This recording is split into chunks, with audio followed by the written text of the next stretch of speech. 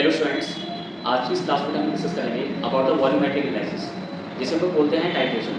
तो सबसे पहले हम ये जानेंगे कि ये टाइट्रेशन जो होता है वो क्या होता है। ठीक है, तो टाइट्रेशन के बारे में समझते हैं। देखो बेटा, सबसे पहले हमारे पास ये होता है पोटेशियम परमैंगनेट का सॉल्यूशन। ठीक है, तो ये जनरली आपके जो टीचर्स हैं वो आपको प्रोवाइड करते हैं। ठीक है, और होता क्या है कि इसकी जो कंसंट्रेशन है, यानी कि हमने किस कंसंट्रेशन का बनाया है ये हम ही जानते हैं, लेकिन करना क्या होता है, आप लोगों को इस सॉल्यूशन की कंसंट्रेशन फाइंड आउट करनी होती है। और कैसे करते हैं, उसके लिए क्या है कि आप लोगों को ना दो सॉल्यूशन बनाने होते हैं, जिसमें से आपको तो एक ही सॉल्यूशन मिलेगा। जैसे कि मान के चलो कि किसी स्टूडेंट्स को ऑक्सैलिक एसिड का सॉल्यूशन मिल सकता है, तो ये ऑक्सैलिक एसिड का स्टैंडर्ड सॉल्यूशन है जिसकी कंसंट्रेशन M/20 है। तो M/20 का आपने एक स्टैंडर्ड सॉल्यूशन बनाना है। बनाने का टेक्निक मैं आपको बता दूं कैसे बनाते हैं। तो हमने पहले से बना के स्टोर किया हुआ है ऑक्सैलिक एसिड का सॉल्यूशन।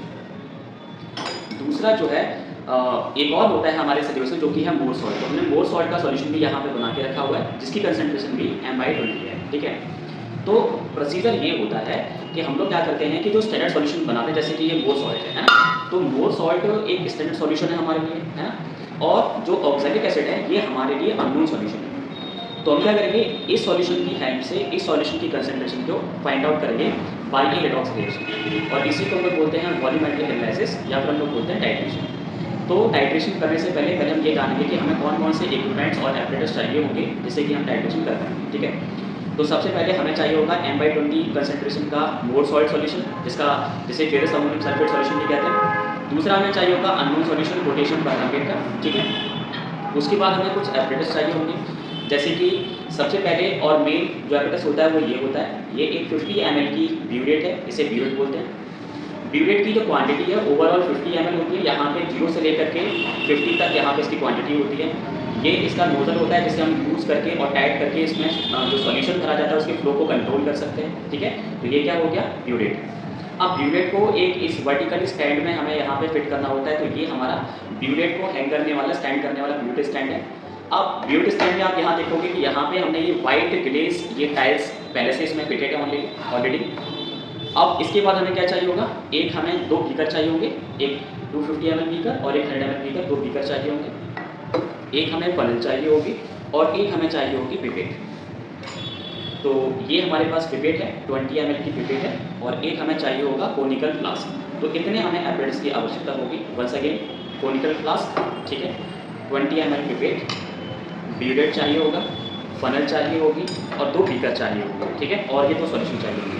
तो अब हम टाइट्रेशन स्टार्ट करते हैं। ठीक है, तो टाइट्रेशन करने का रूल नंबर 1, जिस सॉल्यूशन की कंसंट्रेशन फाइंड आउट करनी होती है उसको तो हम लेते हैं ब्यूरेट के अंदर, क्लियर है, और जिस सॉल्यूशन की हेल्प से फाइंड आउट करते हैं उसको लेंगे हम लोग कोनिकल फ्लास्क के अंदर। तो ब्यूरेट के अंदर कौन सा सॉल्यूशन जाएगा, पोटेशियम परमैंगनेट, और मोर सॉल्ट कहाँ जाएगा, वो जाएगा आपका कोनिकल फ्लास्क के अंदर। ठीक है, सो लेट शुरुआत करते हैं। सबसे पहले हम क्या करेंगे, जो हमारे पास एक बड़ा कंटेनर होगा जिसके अंदर KMnO4 सॉल्यूशन है, उसका थोड़ा सा अमाउंट एक बीकर में ले लीजिए। तो हमने बड़ा बड़े कंटेनर से पोटेशियम परमैंगनेट को एक छोटे कंटेनर के अंदर, बीकर के अंदर ले लिया है, जिसका कलर आप देख पा रहे हैं डार्क पिंक है, जैसे हम वॉयलेट सॉल्यूशन भी कहते हैं। ठीक है, अब हम क्या करेंगे, इसको आपको पता है कि ब्यूरेट के अंदर लेना है, तो हमने ब्यूरेट ले लिया। ब्यूरेट में ये सॉल्यूशन यहाँ पे डालना है, लेकिन उससे पहले देखेंगे कि इसके नोजल को यहाँ पे टाइट कर दें। ठीक है, अब क्या करेंगे, सबसे पहला काम होगा कि इस ब्यूरेट को ना रेंज करना है। पानी के साथ पहले भी मैंने रेंज कर रखा है, अब हम KMnO4 रेंज करेंगे। ठीक है, तो KMnO4 इसमें डालेंगे थोड़ा सा,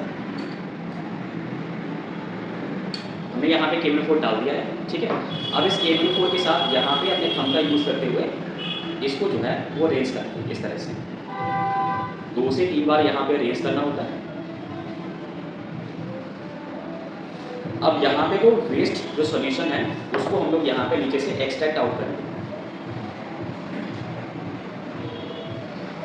तो हमने यहाँ पे बीकर ले लिया और जो वेस्ट KMnO4 सॉल्यूशन है उसको यहाँ पे एक्सट्रैक्ट आउट करेंगे बाहर।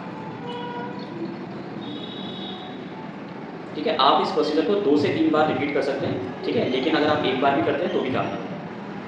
अब हम क्या करेंगे, कंप्लीटली जो यहाँ पे 0 ml का मास होता है वहाँ पे KMnO4 इसमें हम यहाँ फिल कर देंगे।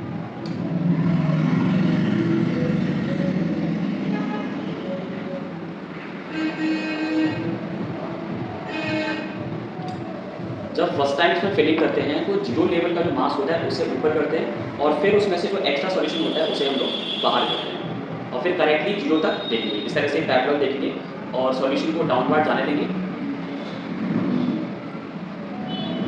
और जैसे ही सॉल्यूशन का जो लोअर मिनिस्कर है ना, लोअर मिनिस्कर को 0 पे आ जाएगा, 0 की रेटिंग पे आ जाएगा तो फिर हम इसे यहाँ पे रोक देंगे। ठीक है, तो अब यहाँ पर 0 ml तक आ गया और अब क्या करेंगे, इस ब्यूरेट को ना, इस ब्यूरेट स्टैंड के अंदर ना वर्टिकली हैंगिंग कर देंगे।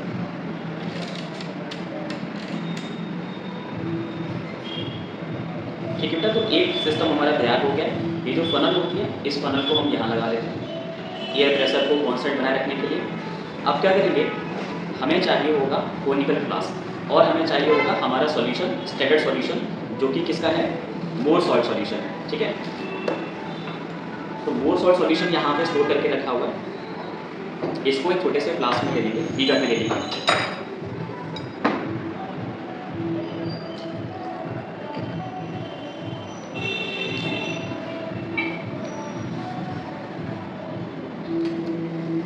तो बच्चों, हमने यहाँ पे बीकर के अंदर अपना स्टैंडर्ड सॉल्यूशन ले लिया है जो कि मोर सॉल्ट सॉल्यूशन है। ठीक है, अब क्या करेंगे, हम पिपेट का यूज़ करना सीखेंगे। पिपेट जो है वो 20 ml क्वांटिटी की है, तो 20 ml की भी होती है, 25 ml की भी होती है और इसमें यहाँ पे एक कट मार्क होता है। अगर आप ध्यान से यहाँ पे देखोगे, जैसे कि यहाँ पे कट मार्क मुझे दिख रहा है, तो आप भी जब इसे ध्यान से देखोगे, हो सकता है कि आपको यहाँ वीडियो में ना दिख रहा हो, लेकिन यहाँ पे ध्यान से देखोगे कि कट मार्क होता है जो कि बताता है कि यहाँ से लेकर यहाँ तक की जो क्वांटिटी है ना वो 20 ml। अब हम क्या करेंगे, ये जो मोर सॉल्ट जो हमने लिया है स्टैंडर्ड सॉल्यूशन, इसको इसे मेजर करेंगे पिपेट से और फिर कोनिकल फ्लास्क के अंदर इसे डालेंगे। ठीक है, सो लेट्स सी।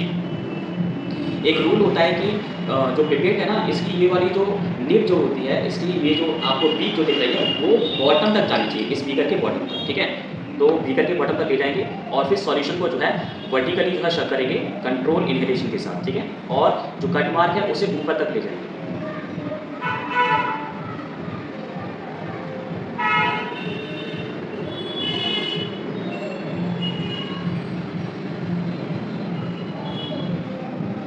तो बच्चों, हमने यहाँ पे कट मार्क से ऊपर तक इसमें सॉल्यूशन फिल कर दिया है और ये वाली जो फिंगर होती है, इस फिंगर से इसको प्रेस कर दिया है। इसको ऐसे ऊपर उठाना नहीं है, बॉटम में ही रखना है और फिंगर के प्रेशर को थोड़ा सा धीमा करेंगे जिससे कि वाटर लेवल डाउन होगा और कट मार्क तक आने की कोशिश करेंगे और ध्यान रखेंगे कि यहाँ पे कट मार्क तक एग्जैक्टली 20 ml हो जाएगा। ठीक है, तो प्रेशर यूज कर रहे हैं, वाटर लेवल डाउन हो रहा है बेटा और अभी एग्जैक्टली 20 ml तक आ गया। ठीक है, अब इसको क्या करेंगे, ये ले जाने के बाद हम यहाँ पे इसमें डालेंगे कोनिकल फ्लास्क के अंदर। क्लियर है,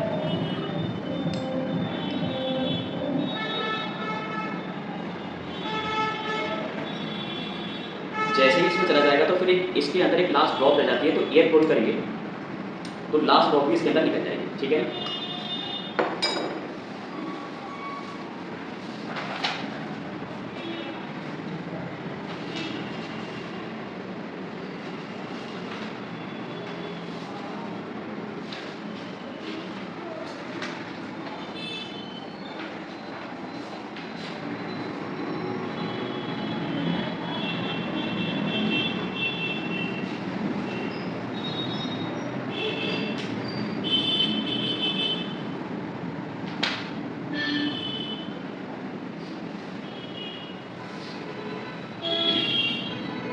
अब देखो, अब हमें क्या करना होता है कि ये जो हमने स्टैंडर्ड सॉल्यूशन कोनिकल फ्लास्क के अंदर ले लिया है, अब इसमें हम लगभग half test tube of dilute H two S O four add करेंगे। ठीक है, तो ये हमारे पास डाइल्यूटेस्टोसफोर है और एक टेस्ट ट्यूब ले लिया हमने, तो डाइल्यूटेस्टोसफोर लगभग हाफ टेस्ट ट्यूब यहाँ पे लेंगे और हाफ टेस्ट ट्यूब ऑफ डाइल्यूटेस्टोसफोर इसके अंदर हम लोग डालेंगे। ठीक है, डालने के बाद अब हम क्या करेंगे,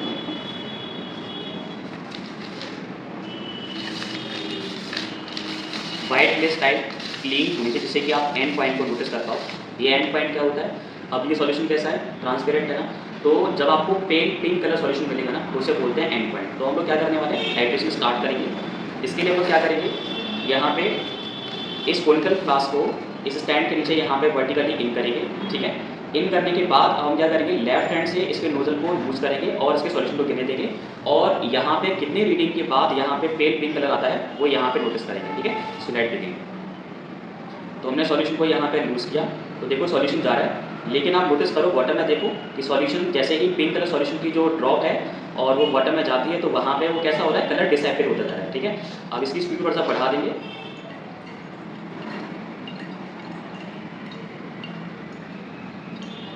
अभी भी आप कंटिन्यू देखोगे कि यहाँ पे सॉल्यूशन बॉटम में जाने के बाद वो कैसा हो रहा है, डिसअपियर होते जा रहा है। और आप इस कंटिन्यू फ्लो को जाने देंगे और ये नोटिस करेंगे कि किस पॉइंट पर जाकर के सॉल्यूशन कैसा है, परमानेंटली पिंक हो जाएगा। अभी देखो कंटिन्यू जो है इतना सॉल्यूशन डालने के बाद भी अभी भी जो सॉल्यूशन है वो कैसा है, ट्रांसपेरेंट है। तो पेल पिंक का आने तक हम लोग कंटिन्यू करेंगे।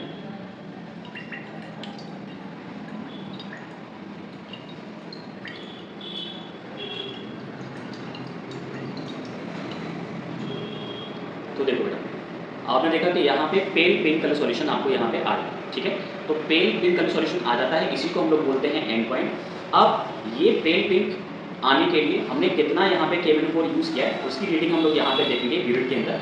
तो मैं देखता हूँ मेरी रीडिंग जो है कितनी है। मेरी जो रीडिंग है ना वो 11.2 यानी कि 11.2 ml हमने KMnO4 यूज़ किया इसे पेल पिंक आने तक, यानी कि इसकी जो रीडिंग है वो 11.2 है, जिसे हम लोग पेपर पर नोटिस कर लेंगे। क्योंकि फर्दर यही एक्सपेरिमेंट आपको 2 से 3 बार करना होता है जब तक कि आपकी 2 से 3 कॉन्कार्डेंट रीडिंग नहीं आ जाती है। ठीक है, तो एक बार इसी सेम एक्सपेरिमेंट को फिर से रिपीट करेंगे। अब क्योंकि 11.2 एक रफली आइडिया है तो हम लोग क्या करेंगे कि 11 के पास जाने पर ये जो फ्लो है ना इसको थोड़ा सा स्लो कर देंगे। क्लियर है ना? So let go. इस सॉल्यूशन को बाहर निकाल देते हैं। बाहर निकालने के बाद हम लोग क्या करेंगे, फिर से वही प्रोसीजर करेंगे। क्या करेंगे, कोनिकल फ्लास्क के अंदर हम लोग क्या करेंगे, मोर सॉल्ट का स्टैंडर्ड सॉल्यूशन डालेंगे। ठीक है, सो लेट डू। पिपेट लेंगे और इसे करेंगे सॉल्यूशन को।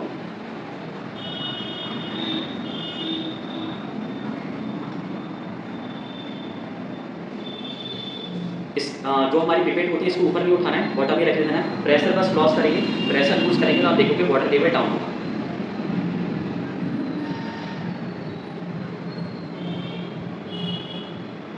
वाटर लेवल डिक्रीज हो रहा है और डिक्रीज होने के बाद ये पहुंच गया 20 ml तक। ठीक है, अब इसको यहाँ से ले जाने के बाद कोनिकल फ्लास्क के बॉटम में ले जाएंगे और वहाँ पे से छोड़ देंगे।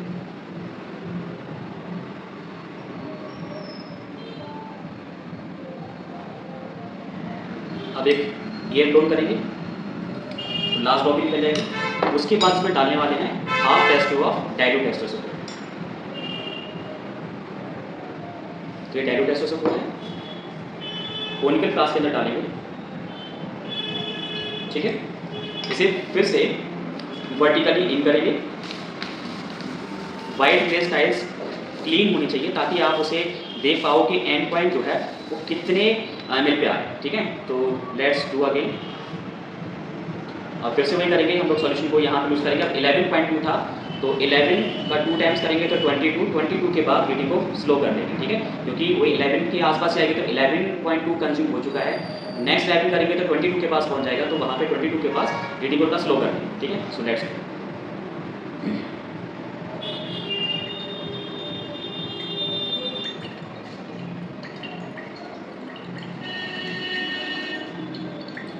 कंटिन्यू कर रहे हैं। आप देखोगे सॉल्यूशन का जो कलर है वो डिसअपियर होते जा रहा है।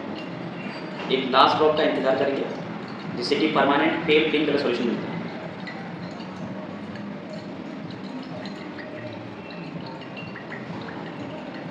अभी भी डिसअपियर होते जा रहा है बच्चों,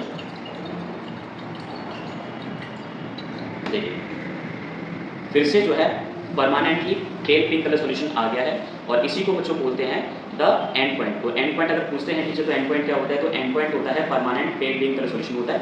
रीडिंग को नोटिस करेंगे, रीडिंग कितनी है, तो रीडिंग है बेटा हमारे पास 22.5 है, यानी कि 11.3 ml हमने यूज़ किया है। अगर ये जो एक दो ड्रॉप यहाँ पे पहले से ही बाहर गिर रही हैं क्योंकि यहाँ पे थोड़ा सा लूज है, तो 11.2 ही हम इसे फाइनल रीडिंग मानेंगे। ठीक है, 11.2।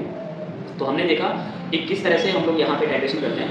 11.2 रीडिंग हमारी फिक्स रीडिंग हो गई, 2 से 3 बार करेंगे तो यही रीडिंग मिलती है जिसे बोलते हैं कॉन्कार्डेंट रीडिंग।